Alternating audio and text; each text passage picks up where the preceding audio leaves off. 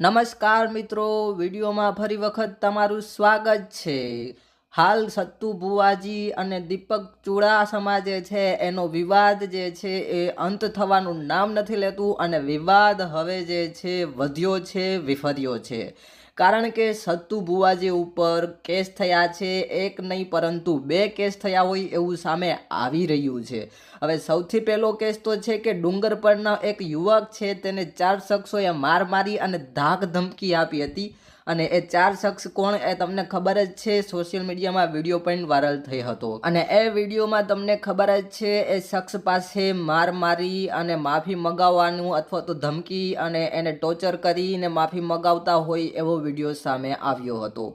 હવે વાત કરીએ ફરિયાદીની, તો ફરિયાદી છે મહુવા તાલુકાના વસંતભાઈ બચ્ચુભાઈ ગોહિલ, જે બગદાણા પોલીસ મથકમાં સત્તુ ભુવા અને 3 અજાણ્યા શખ્સ સામે ફરિયાદ દાખલ કરી છે।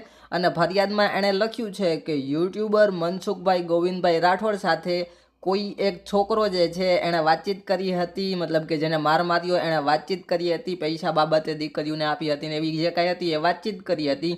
અને એ વાતચીતનો ઓડિયો જે છે એ મનસુખભાઈએ એમની યુટ્યુબ ચેનલ ઉપર મૂક્યો હતો, જેની દાજ રાખી હતી સત્તુ ભુવાજી અને બીજા 3 શખ્સોએ। અને એ દાજ રાખી અને ઢીકા પાટું માર મારી અને ફરી વખત અમારા વિશે આવી રીતે ઓડિયો કે વિડીયો વાયરલ નહીં કરવાનો ને અમારા વિશે કાંઈ નહીં બોલવાનું એવી રીતે જે છે ધાક ધમકી આપી હતી, જેના લીધે પોલીસ મથક જે છે એમાં ગુનો દાખલ થયો છે। અને બીજી ફરિયાદની વાત કરીએ મિત્રો, તો બીજી ફરિયાદ જે છે એ દીપક ચુડાસમા જે છે એણે કરી છે। તમને ખબર જ છે હાલ સત્તુ ભુવાજી અને દીપક ચુડાસમાનો બીજો ઓડિયો વાયરલ થઈ રહ્યો છે અને એ ઓડિયોમાં સત્તુ ભુવાજી દીપક ચુડાસમાને ધમકી અથવા તો ચેતવણી આપતા હોય એવું દેખાઈ રહ્યું છે, જેને લઈ અને દીપક ચુડાસમા જે છે એણે ફરિયાદ દાખલ કરાવી છે। એનો પણ ફોટો એણે એમના આઈડીમાં મૂક્યો છે, હું તમને વિડીયોમાં પણ બતાવી દઉં।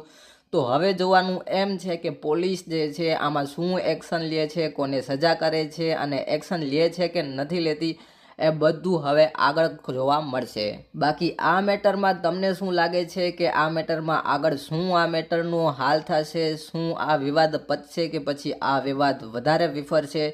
કોમેન્ટ સેક્શનમાં જણાવી દેજો।